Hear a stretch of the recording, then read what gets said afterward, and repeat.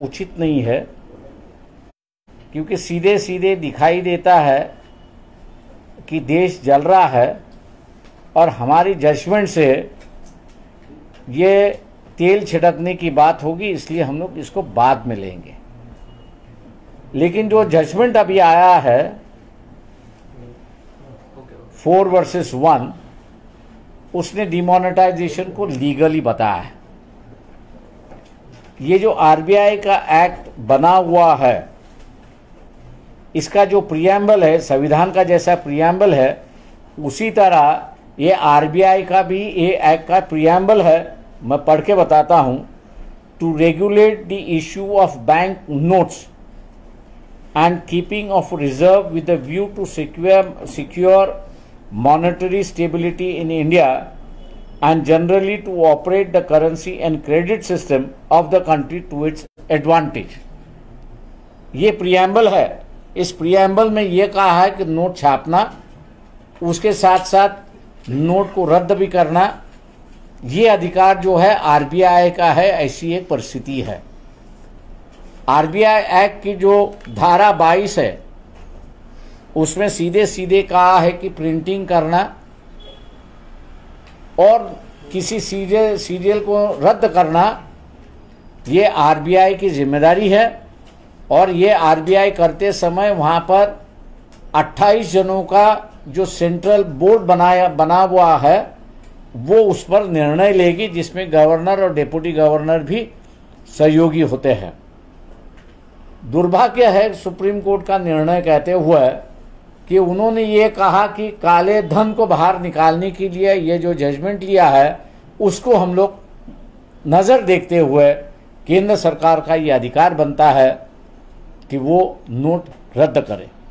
लेकिन जो डिसेंडेंट है उनका ये कहना है 52% जो काला धन है वो अभी भी काला धन ही रहा है, नोटबंदी से कोई फायदा नहीं हुआ है। मैं ये मान के चलता हूं कि सेंट्रल गवर्नमेंट को नोट रद्द करने का डिसीजन है ही नहीं। फाइनेंशियल पॉलिसी ले डाउन करने की उनकी जिम्मेदारी है।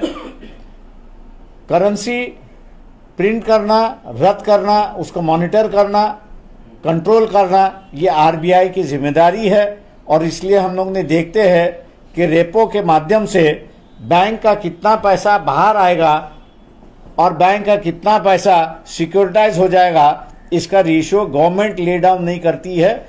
ये रेशियो जो है आरबीआई ले डाउन करती है। ऐसी एक परिस्थिति है। मैं समझता हूं कि जजमेंट ने बहुत सारी समस्या खड़ी कर दी है, जिसमें 2 की बात मैं यहां पर करूंगा। एक बात यह है कि डिमोनेटाइजेशन केंद्र सरकार कर सकती है जब लीगलाइजेशन किया है, और दूसरी तरफ 92% आज भी काला धन बचा हुआ है, तो केंद्र सरकार कब भी ये निर्णय ले सकती है कि 2000 के जो नोट है वो हम लोगों ने रद्द किए, और ये निर्णय आरबीआई को पीछे बिना वो ले सकती है।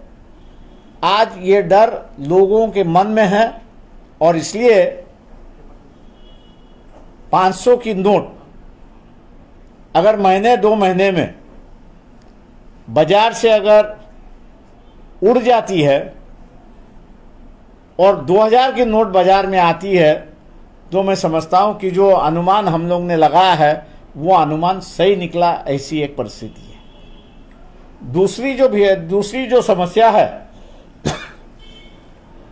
आज तक कितने नोट छापना, प्रिंट करना और सर्कुलेट करना, ये पूरी आरबीआई की जिम्मेदारी थी। और इसलिए इस देश की आर्थिक परिस्थिति एक स्टेबल थी, ऐसा मैं मान के चलता हूं। लेकिन जहां डिमोनेटाइजेशन जो है, सुप्रीम कोर्ट ने कहा कि केंद्र सरकार कर सकता है, जब अधिकार नहीं है तो केंद्र सरकार आप आरबीआई को डायरेक्शन भी दे सकता है कि आप नोट छापना शुरुआत करो। रघुरामन के वक्त मेरे ख्याल से ये लड़ाई केंद्र सरकार की चल रही थी। रघुरामन जो है,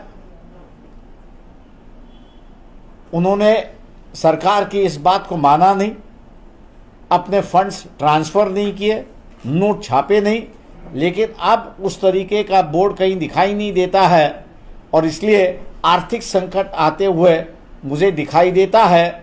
और इस संकट से जूझने के लिए मैं लोगों से इतना ही कहूँगा कि 2024 में दोबारा बिना नीति की जो सरकार है उसको आप गिराइए और एक नीतिमान व्यक्ति जो है, नीतिमान सरकार जो है वो बनाइए।